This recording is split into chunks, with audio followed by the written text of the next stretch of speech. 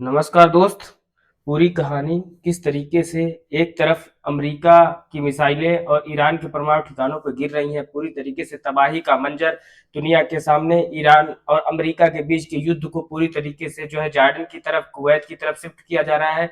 Iran ने पलटवार करते हुए अपने पड़ोसी मुल्कों कुवैत, जॉर्डन और बहरीन पर मिसाइलें और ड्रोन दाग दिए हैं, और वो भी वह जगह पर दागे गए हैं जहां पे अमेरिका के स्थायी ठिकाने थे। ठीक है, सवाल यह है कि जो देश जंग में सीधे शामिल नहीं थे वो निशाना क्यों बना रहा है, वो निशाना क्यों बन भी रहे हैं, यह मुख्य विषय है। मुख्य मुद्दा इसी बात का है कि निशाना क्यों बना जा रहा है। क्या ये सिर्फ अमेरिका को जवाब है या पूरा मिडिल ईस्ट अब जंग की चपेट में आ चुका है?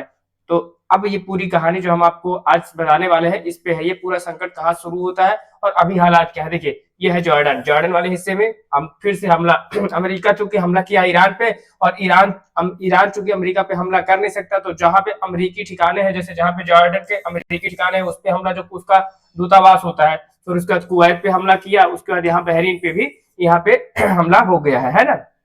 इन ठिकानों पे हमला कर रहा है, क्योंकि अंत में हम बात करते हैं कि इसका असर सीधे आपकी जेब पर कैसे पड़ रहा है, यानी पेट्रोल और डीजल की कीमतों पर कैसे पड़ सकता है। अगर ये बार बार हमले करते रहेगा तो इसका असर आम आदमी पे फिर से शुरू होने वाला है। आज की आर्थिक हालात, आज के प्रेजेंट स्थिति हालात इतने ज्यादा बद से बदतर हो चुके हैं कि हमारे पास न तो डीजल है, न कच्चा तेल है, न पेट्रोल है। सारी चीजें हम आयात करते हैं। E20 एथेनॉल को लाया भी गया तो कहानी उसकी बहुत सक्सेसफुल है नहीं।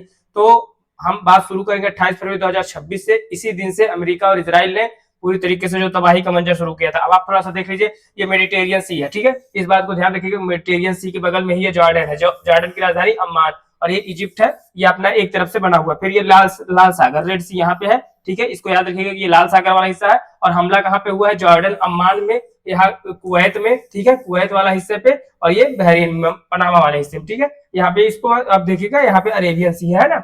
तो ये पूरी कहानी यहाँ से इन्होंने जो पूरी तरीके से इस पूरे प्रोजेक्ट को आसानी से बदलने की कोशिश की है। जैसे समझिए, अगर अहम सरकारी इमारतें, अहम इंफ्रास्ट्रक्चर, इसके बाद कई महीनों तक दोनों देशों के बीच जो संघर्ष चला है, फिर वो पूरी कहानी निकलती है। लेकिन आता है जून, फिर जून में एक उम्मीद की किरण दिखाई दी। 16 और 17 जून को जिस तरीके से प्रोजेक्शन किया गया, जिस तरीके से प्रोजेक्ट को आसानी से सम्मिलित किया गया, तो यह बात आई कि अमेरिका और ईरान के बीच एक समझौता हुआ है। दोनों पक्षों ने अपनी बातचीत को दुनिया के सामने प्रस्तुत किया है, लेकिन सैन्य कार्रवाई रोकने का वादा किया। ऐसा लगा कि शायद अब हालात सामान्य हो जाएंगे, पर ऐसा था नहीं। ऐसी स्थिति बनाई नहीं कि पूरी परिस्थितियों को इन्होंने अपने हिसाब से संचालित किया। ऐसा क्यों नहीं हुआ, और ऐसा हुआ हो नहीं पाया तो ऐसा क्या था? क्योंकि इसमें बीच में इस्लामाबाद की संधि को भी समझौता में शामिल किया गया, जो कि पूरी तरीके से जो है नाकामयाब रहा। फिर 8 जुलाई को डोनाल्ड ट्रंप ने खुद घोषणा की कि समझौता अब खत्म हो चुका है। तो जब ये समझौता खत्म हो चुका है, डोनाल्ड ट्रंप ने खुद इस बात की जानकारी दी थी कि अब समझौता खत्म हो चुका है। तो इसके बाद अमेरिका ने फिर से हमले शुरू कर दिए, और साथ ही अमेरिका ईरान पे हमला कर रहा है, और ईरान जो है अमेरिका के दूतावासों पे, जो जॉर्डन, अम्मान, बहरीन साइड में है, उधर साइड वो हमले कर रहा है। तो ईरान पर नाकाबंदी दोबारा लागू कर दी गई है। अब इस तरीके से जब नाकाबंदी बार बार इस सब लागू हो रही है, तो ईरान ने स्टेट ऑफ हॉर्मुज को बंद कर दिया है। अब स्टेट ऑफ हॉर्मुज को बंद करने का मुख्य विषय क्या रहेगा? देखिए, स्टेट ऑफ हॉर्मुज को बंद करने का मुख्य विषय यही है कि अगर अमेरिकी सैन्य ठिकानों पर हमले शुरू कर दिए, अगर यही कहानी बार बार चलती रही तो है ना, तो यानी जंग खत्म होती दिख नहीं रही है। अब ये पहले से ज्यादा और तेज होगी, और जब तेज होगी तो इससे नुकसान क्या होगा? दुनिया का पूरा पश्चिम एशिया वाला हिस्सा अभी भी प्रभावित है। ईरान, पूर्वी ईरान और जो पश्चिमी ईरान है, दोनों एकदम तबाह की स्थिति में है, जहां के हालात बद से बदतर हो गए। जमीनी हकीकत पूरी तरीके से बदल चुकी है। तो समस्या ये है कि जब आग दोबारा भड़क उठी है तो अब होगा क्या? अब समझने वाली बात है कि अब इस सब सारी चीजों से निष्कर्ष क्या निकलेगा। तो पिछले कुछ दिनों की जो घटनाएं हैं, अमेरिका ने लगातार कई रातों तक ईरान पे जो हमले बरसाए हैं, वो मुख्य मुद्दा रहेगा, है ना। अब देखिए, ये है स्टेट ऑफ हॉर्मुज, जहां से पूरा गेम दुनिया का संचालित होता है। अभी शांति कुछ दिनों के लिए बनी थी, लेकिन 8 जुलाई से फिर कहानी बाद में बदल गई, और 8 जुलाई को फिर से यहाँ पे हमले स्टार्ट हो गए। समस्या इस बात का है कि स्टेट ऑफ हॉर्मुज जो ये वाला हिस्सा है, इस पे जो है पूरी तरीके से जो है अब अमेरिका अपना आधिपत्य चाहता है। लेकिन अमेरिका के आधिपत्य चाहने से, मिलिट्री कमांड सेंटर लगा देने से, मिसाइल लॉन्च साइट बना देने से, या यहाँ पे ड्रोन बेस बना देने से, एयर डिफेंस सिस्टम लगा देने से ये पूरी व्यवस्थाएं नहीं बदलेंगी। बदलेगा तब जब यहाँ पे पूरी तरीके से, अब मुख्य मुद्दा यहाँ यह है कि डार्कोविन जो न्यूक्लियर फैसिलिटी थी, वो यहाँ पे जो है यहीं के आसपास में, उसके ऊपर वाले हिस्से में थी, वही अमेरिका को दिक्कत कर रहा है। ईरान की रिवोल्यूशनरी गार्ड यानी IRGC, उसने बल्कि इस बात की जानकारी दी कि गल्फ क्षेत्र में मौजूद अमेरिका के सहयोगी देशों को निशाना बनाना शुरू करने की जो इच्छा है, वो ईरान ने भी अपनी प्रदर्शित कर दी है। मतलब ईरान भी अब पूरी तरीके से अमेरिका के जो सैनिक अड्डे हैं, अमेरिका के जो मुख्य हिस्से हैं, वहां पे हमला करना शुरू कर दिया है। सबसे पहले हमला शुरू होता है कहां से? अब ईरान चूंकि डायरेक्ट अमेरिका पे हमला तो कर नहीं पाएगा, उसकी क्षमता इतनी बची नहीं है, वो डायरेक्ट हमला करता है कुवैत पे। कुवैत पे यहाँ अली अल सलेम एयरबेस है, ठीक है, अली अल सलेम एयरबेस, वहां पे वो हमला शुरू होता है। और उसके बाद हमले जहां किए जाते हैं, अमेरिकी सैनिक वहां पे तैनात है। जब अमेरिकी सैनिक तैनात है तो वहां से ये पूरी कहानी को देखिए हमला किया गया है ना। यहाँ पे ये हमला देखिए शानदार तरीके से किस तरीके से हमला किया गया है। और हमला करने के बाद अमेरिकी सैनिक जो तैनात थे उनके ऊपर भी ये कहानी शुरू हुई। लेकिन सबसे चिंता की बात ये रही कि कुवैत के पावर और वाटर प्लांट भी हमले, पावर प्लांट और वाटर प्लांट पे भी हमले किए गए। अब जिससे आग लग गई और आग नागरिकों तक पहुंची, आम नागरिक तक पहुंच गई और आम नागरिक इससे प्रभावित हुए। जरूरी सेवाओं पर असर पड़ा, जरूरी चीजों को रोक दिया गया, पब्लिक सेक्टर की चीजों को आसानी से रोका गया। अब हमले कुवैत पे किए गए। कुवैत का यहाँ कोई गलती नहीं थी। देखिए ये है ओमान, ठीक है, ये ओमान वाला हिस्सा है, ठीक है, क्योंकि ये जस्ट जो है वो स्टेट ऑफ हॉर्मुज के इस साइड में है, ठीक है, और ये है आपका सऊदी अरेबिया, है ना। तो यहाँ पे ये ओमान वाले हिस्से से शुरू होती कहानी, जॉर्डन ओमान। यहाँ मुवफ्फक सल्ती एयरबेस है, मुवफ्फक सल्ती एयरबेस निशाने पर रहा। जॉर्डन की सेना कहना है कि उन्होंने कई मिसाइलों को हवा में ही मार गिराया है। अब उन्होंने, अगर ओमान की सेना ने बताया कि उन्होंने कई एयरबेस जो है उन्होंने तबाह किए और जो है उन्होंने जवाबी कार्रवाई की। हालांकि एक मिसाइल दक्षिणी जॉर्डन में गिरी है, ठीक है, ये ओमान के दक्षिणी इधर वाले हिस्से में, ठीक है, दक्षिणी जॉर्डन में गिरी है, जिसके कारण जो है तमाम लोगों की हताहत होने की खबर है। और दूर दराज इलाकों में काफी ज्यादा बमबारी की गई। अब बहरीन पे, आप बहरीन इसके बाद गेम कहाँ पहुंचता है? बहरीन पहुंचता है, ठीक है। बहरीन में जो है बहरीन पे हमला करते हैं। और मुख्य विषय ये रहेगा कि अगर बहरीन पे हमला करते भी हैं तो किस तरीके से अमेरिका के 5th फ्लीट नेवल बेस, ठीक है, के पास मौजूद पेट्रियोट एयर डिफेंस सिस्टम को किस तरीके से जो है और रडार इंस्टॉलेशन को प्रभावित करते हुए पूरी कार्रवाई को जो है आसानी से निशाना बनाया गया। देखिए मुख्य विषय ये है कि ईरान अमेरिका पे डायरेक्ट हमला नहीं कर पाएगा, तो ईरान ने के पास एक ऑप्शन ये मिला कि ये जो ईरान के ओमान में राजदूत है या दूतावास है वहां पे हमले करें। इसी तरीके से उसने जॉर्डन, उधर कुवैत, इधर तमाम जगहों पे जो है उसने हमले शुरू कर दिए। ये रडार सिस्टम ओमान में, इसके अलावा ओमान में रडार सिस्टम पर हमले हुए और स्टेट ऑफ हॉर्मुज के 2 जहाजों पर भी हमले की खबर सामने आई है। अब स्टेट ऑफ हॉर्मुज से जो जहाजें गुजर रही, चूंकि अब हमले तो कर नहीं सकता, तो स्टेट ऑफ हॉर्मुज वाली जो जहाजें गुजर रही उसी पे हमले कर दो, आम नागरिकों को मार दो। यह ईरान की भी अपनी एक जो है कमजोरी है कि किस तरीके से, लेकिन इंसान करेगा, इंसान के पास ऑप्शन यही होता है, जब वो ताकतवर से नहीं लड़ पाता है तो उसके खिलौने तोड़ने लगता है, ठीक है। तो ये पूरी कहानी है। तो एक जहाज जिस प्रकार से वहां पे हमले किए गए, तो जो हार्मुज जल संधि से गुजर रही एक जहाज थी, वहां पे एक जहाज में आग लग गई। अब पड़ोसी देशों को गुस्सा, चूंकि खाड़ी देश पूरी तरीके से गुस्से में है, क्योंकि तो अब पड़ोसी देशों को गुस्सा है, तो अब जरा सोचिए कुवैत हो, चाहे वो जॉर्डन हो, चाहे वो बहरीन हो, इनमें से कोई भी देश हो, अगर उसने जो है इस तरीके से ईरान ने किया है तो सीधे तौर पर यह अपने आप में पूरी कहानी को, खाड़ी देश की एकता को भिन्न कर रहा है। इस युद्ध का जो देश हिस्सा नहीं था उस पर हमला करना अपने आप में बेईमानी है, क्योंकि ये देश तो अलग है, इनका कोई युद्ध से लेना देना नहीं था। इनकी जमीन पर अमेरिकी सैन्य ठिकाने मौजूद है, वो बात सच है, लेकिन क्या जमीनी ठिकाने मौजूद होने से आप उस देश पे हमले कर देंगे? यह वजह सही नहीं है, यह रीजन गलत है। और ईरान को यही समझना है कि अंतरराष्ट्रीय संधि को, अंतरराष्ट्रीय व्यापार को, अंतरराष्ट्रीय तकनीकों को बनाए रखने के लिए इस तरीके के हमले या निशाने पर लेना गलत है अपने आप में। और जॉर्डन ने भी इस बात की जानकारी दी है, ओमान में ही पड़ता है जॉर्डन, है ना। अब मुख्य मुद्दा यह है कि ईरान के राजदूत को जो तलब किया गया और इन हमलों को जो पूरी तरीके से प्रस्तुत किया गया, तो अनुचित बताते हुए उन्होंने जो है इस बात की भी जानकारी दी कि पूरी घटना जो है अपने आप में गलत है। तो जब यहाँ पे ओमान, ये जॉर्डन है, ठीक है, यहाँ से ओमान है ना, ये ओमान वाला हिस्से में, ठीक है, जॉर्डन ओमान, ठीक। अनुचित बताते हुए देखिए कहानी दुनिया में जो प्रस्तुत की गई, कतर और यूएई जैसे देशों ने भी इन हमलों को कड़ी निंदा की। अब इन हमलों की जब कड़ी निंदा की तो साथ में दोनों पक्षों से जो बातचीत हुई, दोनों पक्ष मिलकर आपस में बातचीत की मेज पर लौटने की अपील की है। अब आप देखते हैं कि जब दो पक्ष आपस में मेज पे बैठते हैं, बातचीत करते हैं, तो क्या होता है, बात होता है, चीत अलग हो जाता है ना। तो बात तो कर लेते हैं, चीत नहीं कर पाते हैं, तो वो कभी समझौता, दो लोग जब मेज पे बैठ के समझौता की ताकत पे आते हैं, कभी ये समझौता नहीं होता है ना। चाय पीते हैं, नाश्ता करते हैं, समोसे मिल गए तो ठीक है, नहीं तो अपने अपने घर। तो ये पूरी कहानी रही। तो इसी बीच में ईरान के इंटीरियर मिनिस्टर पाकिस्तान पहुंचे। अब देखिए ये पहुंचा कहां, छुट्टा पाकिस्तान।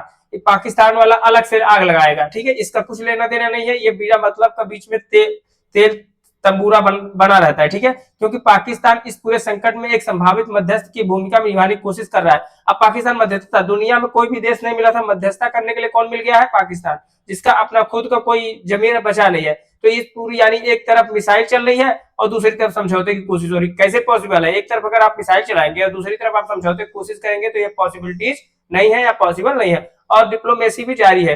दुनिया पर अगर आप असर का मामला देखेंगे, दुनिया पर अगर आप बात करेंगे किस तरीके से इस पूरे प्रोजेक्शन को, पूरे प्रोजेक्ट को दुनिया के सामने उस सीधे तौर पे प्रभावित करने वाली बात है, तो आप समझिए कि अगर ऐतिहासिक दृष्टिकोण से देखेंगे तो ईरान हो, ओमान हो, जॉर्डन हो, बहरीन हो, कुवैत हो, ये खाड़ी देश अपने आप में तेल के लिए दुनिया में प्रसिद्ध है। तो उस चीज के लिए जो सीधे हमारी आपकी जिंदगी को प्रभावित करती है, ऐसी देशों से क्यों भाई दुश्मनी मोल लेना? तेल की कीमतें आपको पता है कितनी हाई होती जा रही है। स्ट्रेट ऑफ हॉर्मुज का हालत आप देख ही रहे हैं। स्ट्रेट ऑफ हॉर्मुज दुनिया की सबसे महत्वपूर्ण एनर्जी रूट्स में से एक है, क्योंकि सारी खाड़ी देशों की पाइपलाइन शिप रूट यही है, स्ट्रेट ऑफ हॉर्मुज है। तो अगर यहाँ शिपिंग प्रभावित होती है, शिपिंग के साथ साथ और वो चीजें जो नॉर्मल जीवन में आपके दुनिया भर में तेल की सप्लाई पर को प्रभावित करती हैं, असर पड़ता है, तो इस तरीके से किस आधार पे इस प्रोजेक्शन को चलाया जाएगा, यह पूरी कहानी निकल के आती है। लेकिन यह वजह सेकेंडरी हो जाता है। सेकेंड वजह, मुख्य वजह क्या है? ईरान का और अमेरिका का और इजराइल का अपने आप में जो है, दोनों का क्या है,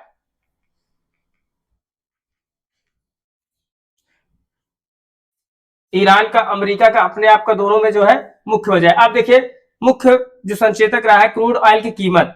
अब यहां से क्रूड ऑयल की कीमत किस तरीके से बढ़ रही है? लगातार बढ़ रही है। अगर तनाव यूं ही बढ़ता रहा तो पेट्रोल हो और डीजल हो या कच्चे तेल हो, उनकी कीमतें लगातार बढ़ती रहेंगी। अब अपडेट आया है, ब्रेकिंग न्यूज अपडेट में है कि 17 यूएस सोल्जर जो है किल्ड हो गए हैं, ठीक है। तो 17 यूएस सोल्जर जब किल हो गए हैं तो सीधी सी बात है कि डोनाल्ड ट्रंप भी खाली तो बैठेगा नहीं। तो अब पेट्रोल और डीजल महंगे हो गए हैं। तो इतना ही पूरी कहानी जो इस पूरे प्रोजेक्शन में रही है। तो यमन ईरान समर्थित हूती विद्रोही, ठीक है, क्योंकि जो हूती विद्रोही है, याद रखिए, हूती विद्रोह, खाड़ी देश में हूती विद्रोही अपने आप में बहुत प्रसिद्ध रहे हैं। हूती विद्रोहियों ने भी रेड सी में शिपिंग रोकने की धमकी दी है। अब उसने लाल सागर में, रेड सी बगल में, उस साइड में क्या था? रेड सी था, पश्चिम में, ठीक है, पश्चिम एशिया वाले हिस्से उधर, और आगे कौन था? रेड सी। अब रेड सी में शिपिंग करने की धमकी किसने दी थी? हूती विद्रोही। अगर ऐसा हुआ तो एक और महत्वपूर्ण सप्लाई रूट बंद हो जाएगा। अब चूंकि रेड सी से भी सप्लाई होता है, इधर स्टेट ऑफ हॉर्मुज से भी सप्लाई होता है। तो यह पूरी कहानी है खाड़ी देश से, खाड़ी के आसपास पड़ोसी देशों में। तो ये पूरा मुख्य विषय यही रहा है कि अगर अमेरिकी सैनिक मारे गए होंगे तो सीधी सी बात है कि अब जो है दिक्कत है। अब देखिए जॉर्डन, ये है जॉर्डन, आप देख रहे होंगे, Iran attacks Bahrain, Kuwait and Jordan after US hits Iranian nuclear site, ठीक है। तो यह पूरा प्रोजेक्ट जो है यहाँ पे ऐसा किया गया। अपनी तेल जरूरत को भारत जैसे देश जो अपनी बड़ी तेल जरूरत इसी क्षेत्र से पूरी करते हैं, उन पर उसका सीधा असर पड़ सकता है। आगे क्या हो सकता है? सबसे बड़ा सवाल यही है कि आगे किस प्रोजेक्शन के साथ वो आगे बढ़ेंगे, आगे क्या होगा। यह पूरा लाइमलाइट, पूरी मीडिया इस सेक्टर से आगे बढ़ नहीं पा रही है। पहली संभावना यह है कि अगर डिप्लोमेसी सफल हो जाएगी, दोनों देशों के बीच में आपस में तालमेल बातचीत हो जाती है, तो मध्यस्थता देशों की कोशिशें काम कर जाए, ये अच्छी बात है। लेकिन मध्यस्थता कर कौन रहा है? मध्यस्थता पाकिस्तान कर रहा है। जिस देश में मध्यस्थता पाकिस्तान करेगा वहां कभी भी स्थिति कामयाब नहीं होगी। हमेशा वहां एक तरीके से जो है नाकामयाबी अपने आप पीछे उसके खड़ी रहेगी। सीज फायर समझौता हो जाए, एक नया सीज फायर समझौता हो जाए, लेकिन पिछला समझौता किस तरीके से हुआ था, पिछले समझौते के बावजूद अगर ये स्थिति देखने को मिल रही है तो सिर्फ 3 हफ्ते ही टिक पाया था वो समझौता, उसके बाद फिर से स्थिति होगी। इसलिए मुख्य विषय यही रहेगा, मुख्य मुद्दा यही है, स्थिति अभी भी सामान्य नहीं हो रही है, अनिश्चित बनी हुई है। और यह स्थिति कब तक ऐसे रहेगी? जब जब अमेरिका अपने आप को दिखाता है, वो इसका उपयोग और दुरुपयोग दोनों करते रहता है। दूसरी संभावना क्या रहेगी जंग के लिए, यह वक्त बताएगा। लेकिन समय के साथ ये देखिए, Jordan condemned Israel attack targeting residence of Hamas members in Doha. जो हमले हुए जॉर्डन में, उसके लिए ये जंग और फैल जाएगी। इस तरीके से अगर जंग फैलेगी तो बहरीन हो, कुवैत हो, जॉर्डन हो, अगर आप इन खाड़ी देशों को आसानी से निशाना बना देंगे तो समस्या किसको आएगी? समस्या आएगी पश्चिम एशिया वाले देशों को या एशिया वाले देशों को, जो पूरी तरीके से डीजल, पेट्रोल और कच्चे तेल पर उन पर निर्भर हैं और लगातार निशाने पर रहते हैं। तो वो भी इस संघर्ष में और गहराई में शामिल हो सकते हैं। कहानी इसके आगे नहीं बढ़ती है, कहानी यहाँ से दूसरी दिशा में मोड़ ले रही है। और अगर ऐसा हुआ तो इसके बाद कहानी को हम समझेंगे कि इसके बाद ये देखिए, दोनों देशों के बीच जो समझौते का जो डेलीगेसी की मीटिंग हुई कि भैया ये पाकिस्तान वाला है, देख रहे हैं, ये पाकिस्तान वाला है और ये ईरान वाला है। दोनों आपस में समझौता करते हैं, आपस में समझौते को एक पक्ष में रखते हैं। अमेरिका और ईरान की लड़ाई को इन्होंने समझौते के रूप में दुनिया के सामने प्रस्तुत करने की कोशिश की, लेकिन पूरा मिडिल ईस्ट इसकी चपेट में आ चुका था। अब ये आदमी, इसका तो कोई लेना देना नहीं, ये अभी चाय, इसको अभी चाय समोसा दे के भेज देगा, इसको देगा अभी एक स्प्राइट की बोतल, ठीक है, स्प्राइट कैंपा दे देगा, इसको आज कैंपा दे देगा और इसको जो है कैंपा के साथ साथ 2 खजूर दे देगा, ये 2 खजूर में चल जाएगा। अगर बहुत खुश होगा तो 1 किलो मुर्गा दे देगा इसको, ठीक है, 1 किलो मुर्गा। उसके बाद ये चला जाएगा, ये बहुत आसानी से मान जाता है, ठीक है। उसके बाद कहानी आगे बढ़ जाएगी। लेकिन आम लोग क्या, जब पावर प्लांट पर हमले हो जाए, जब आपके टेक्निकल बिजली क्षेत्र प्रभावित हो जाए, पानी की सप्लाई प्रभावित हो जाए, महंगाई बढ़ रही है, महंगाई बद से बदतर हो ही जा रही है, तो हालात कहाँ सुधरेगा? आखिरकार इसका मसला क्या है? सबसे ज्यादा कीमती चीजें बढ़ रही हैं, तो उस कैसे सुधरेंगी? उसका सुधरने का मुख्य ही विषय है कि आम नागरिक ही इसका जो है पूरा बोझ चुकाता रहेगा, आम नागरिक ही इससे प्रभावित रहेगा। तो यह पूरा प्रक्रिया जो है इस तरीके से अगर चलती रहेगी तो इसका समझौते का क्या आधार होगा? Brent crude oil price trend काफी तेजी से देख रहे, क्रूड ऑयल की कीमतें बढ़ती जा रही है, T8.4 बैरल हो चुका है डॉलर में। समझिए हालत इतनी बद से बदतर है कि अगर आप इसी तरीके से क्रूड ऑयल की कीमत बढ़ती रही, अमेरिका और ईरान का संघर्ष इसी तरीके से चलता रहा, तो क्रूड ऑयल जो है आर्थिक स्थिति, सामाजिक और अंतरराष्ट्रीय स्तर को जिस तरीके से प्रभावित करेगा, वो एक आम इंसान की पहुंच से बाहर होगा। और आप देखिए कि यहाँ से अक्टूबर 23 से यहाँ से ये राइज होता है, राइज होते होते होते होते यहाँ तक जो है $90 तक पहुंच चुका है। तो ये अब 24 अप्रैल तक की जो है पूरे पेट्रोल की कीमत किस तरीके से देख रहे हैं, यहाँ से सीधा यहाँ पहुंच गई है। तो इसका मतलब है कि कहीं ना कहीं आर्थिक स्थिति प्रभावित हो रही है और इसका असर सिर्फ मिडिल ईस्ट तक सीमित नहीं है, बल्कि पूरी दुनिया अर्थव्यवस्था पर पड़ चुका है। इसका पूरा असर पूरी दुनिया की अर्थव्यवस्था पड़ रहा है। तो अब आप बताइए कि ये पूरी कहानी, ये पूरा प्रोजेक्शन अगर दुनिया को प्रभावित करेगा तो किस तरीके से आर्थिक हालात को सुधारा जाएगा। अब ये लगता है कि अगर ये युद्ध जल्द खत्म हो जाएगा या ये जंग जल्द खत्म हो जाएगी, तो ऐसा लग नहीं रहा है। ये पूरा मिडिल ईस्ट, ये समझौता तो होता है, इसके पहले भी ईरान और अमेरिका का भी समझौता हुआ, लेकिन वो 2 हफ्ते भी नहीं चल पाया और फिर दोनों की ओर से जो है बमबारी शुरू हो गई। एक और बड़े संकट की ओर बढ़ रहा दुनिया, बड़े संकट की ओर बढ़ रहा पश्चिम एशिया। तो ये पूरा जो कहानी है कि किस तरीके से जो है अगर इस संकट से अगर उबरना है तो किस तरीके से जो है यह पूरे प्रोजेक्शन को दिखाया जाएगा। लेकिन समझना यह कि देखिए, ईरान जो दुनिया की 28वीं सबसे बड़ी इकोनॉमी था, ईरान दुनिया की 28 नंबर की सबसे बड़ी इकोनॉमी था, लेकिन किस तरीके से प्रभावित हुआ, स्टेट ऑफ हार्मुज किस तरीके से प्रभावित हुआ। और समस्या यह है कि अगर इस पूरे प्रोजेक्शन को आप देखेंगे तो यहाँ स्टेट ऑफ हार्मुज से लेके, ठीक है, स्टेट ऑफ हार्मुज से लेके यहाँ ओमान, अभी इधर हमला होने के बावजूद इस पूरे प्रोजेक्शन में या और दूसरी बात है कि ईरान आज भी भारत के साथ उसी तन्मयता के साथ खड़ा हुआ है, क्योंकि उसने जो हमेशा भारत के पक्ष में ही सपोर्ट किया है। लेकिन अमेरिका क्या चाहता है कि इस पूरे एरिया में अपना आधिपत्य चाहता है, खाड़ी देश पे अपने आधिपत्य के लिए वो लड़ रहा है और खाड़ी देश में अपने आधिपत्य के लिए लड़ रहा है। तो किस तरीके से उसने जो है इस पूरे प्रोजेक्शन को व्यतीत किया है, यह अपने आप में मुख्य विषय रहा है। अब इसमें जो मुख्य विषय रहा है, मुख्य अपडेट रहा है कि अगर ईरान दुनिया में अपने अस्तित्व के लिए लड़ रहा है तो उसका मुख्य विषय यही है कि वो किस तरीके से अपने सीमाओं को सुरक्षित रखेगा, किस तरीके से अपने स्टेट ऑफ हार्मुज को सुरक्षित रखेगा, किस तरीके से बढ़ रहे डीजल, पेट्रोल और कच्चे तेल को सुरक्षित रख पाएगा, यह उसका मुख्य विषय बना हुआ है। लेकिन ईरान आज भी उसी तरीके से, उसी गतिविधि के साथ, अपने पूरे परिप्रेक्ष्य के साथ, पूरी अंतरराष्ट्रीय सीमा को ध्यान में रखते हुए, अब समस्या यहाँ पे आई थी जब ये पूरा हिस्सा जो पश्चिम एशिया, चूंकि चाइना जो है यह पूरा जो है 90% कच्चा तेल, पेट्रोल, डीजल कहां से लाता है? ईरान से लाता है। अब चाइना पूरे तरीके से निर्भर किस पे है? ईरान पे है। अब भारत भी वहां से अपना जो है 88%, चूंकि हम लोग क्या करते हैं 88% डीजल, पेट्रोल और कच्चा तेल आयात करते हैं, चूंकि अपनी क्षमता है नहीं। इथेनॉल E20 आया, लेकिन अभी उस पर बहुत टाइम है, अभी वो पूरी तरीके से सफल नहीं हो पाया है। तो यह मुख्य विषय रहेगा। लेकिन उससे ज्यादा सेकेंडरी ये रहेगा कि अगर हम उस प्रोजेक्शन में साथ में काम करेंगे, उस प्रोजेक्शन के साथ पूरी स्थिति को बनाएंगे, तो ये मुख्य विषय रहेगा। लेकिन अब देखिए एशिया वाला हिस्सा, चूंकि ये पश्चिम एशिया वाला है, अरेबियन ये है अरेबिया सऊदीता के 80% हिस्से है, जो ये पूरी तरीके से रेगिस्तान वाले हिस्से।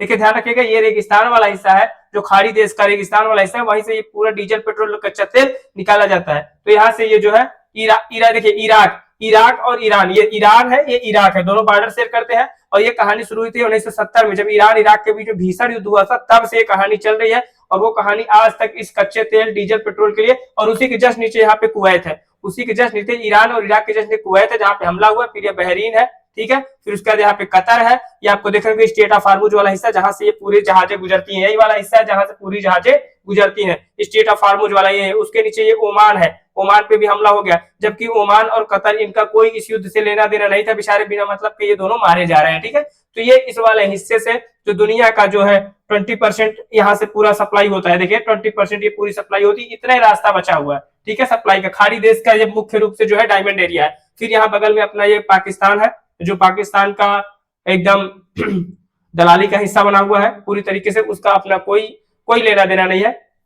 तो पाकिस्तान क्या किया, दोनों बीच इस्लामाबाद में बैठक कराई, उसने अमेरिका को बुलाया, उसने जो है पूरी तरीके से जो है बैठकें संपन्न कराई, और बैठक संपन्न कराने के बाद वो समझौता भी हो गया, और समझौता होने के 2 महीने बाद 2 हफ्ते बाद फिर गोलीबारी शुरू हो गई। तो आप समझिए कि अगर पाकिस्तान किसी समझौते में शामिल होता है, पाकिस्तान किसी प्रोजेक्शन में शामिल होता है, तो ये जो है स्थिति सामान्य से ज्यादा गड़बड़ हो जाती है, यही मुख्य विषय रहा है। लेकिन इसके बाद हम समझेंगे कि किस तरीके से ये पूरा, देखिए यहाँ से पूरा ये ऑयल प्राइस, देखिए ऑयल प्राइस किस तरीके से घटा बढ़ा, स्थिति असामान्य हुई। लेकिन सेकेंडरी ये नहीं रहा, सेकेंडरी ये रहा कि स्थिति क्यों नहीं सुधरी।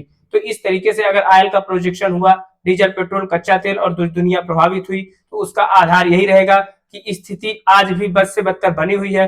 ना ईरान संभाल पाया अपने आप को, ना अमेरिका, दोनों फिर से युद्ध के स्तर में है। मजा ले रहा है इजराइल बीच में, क्योंकि लड़ाई ईरान और इजराइल के बीच में थी, और वो शिफ्ट कहां हो गई, ईरान और अमेरिका के बीच में। यही पूरी कहानी इसमें रही है।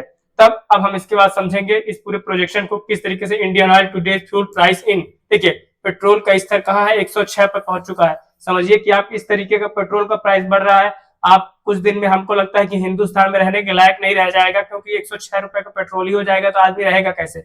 फिर ये डीजल आपका 94 पे पहुंच चुका है, सीएनजी आपका 75 पे पहुंच चुका है ना। देख लीजिए, ये आदमी इसको देख रहा है, ये आदमी इसको देख रहा है, और ये आदमी यहाँ अपना पावर पॉइंट देख रहा है कितना जो है हम इसमें जो है फिल कर दें, ठीक है। तो इस हिसाब से कोई एक दूसरे को देख नहीं रहा है, ये कहीं और देख रहा है, ये कहीं और देख रहा है ना। तो ये पूरे प्रोजेक्शन में है। लेकिन हम समझेंगे डिप्लोमेसी सक्सेस रिवोल्यूशन किस तरीके से डिप्लोमेसी का काम हुआ है, और एक्सप्लेनेशन जो है हाईलाइट किया गया है। उसके बाद जो है सिविलियन इंपैक्ट, जो नागरिक है, आम नागरिक किस तरीके से प्रभावित हो रहे हैं। आम नागरिक को सरकार से वैसे विशेष लेना देना नहीं होता है, आम नागरिक से वही चुनाव के समय पे जो है देश विदेश में अपने जो है अस्तित्व के लिए लड़ते हैं। बाकी जो the price conflict before and after normal life, ठीक है, उसके बाद बिफोर आफ्टर, ठीक है, तबाही और तबाही की बात कर जो दोनों घटनाएं हैं वो आपको सामने दिख रही हैं।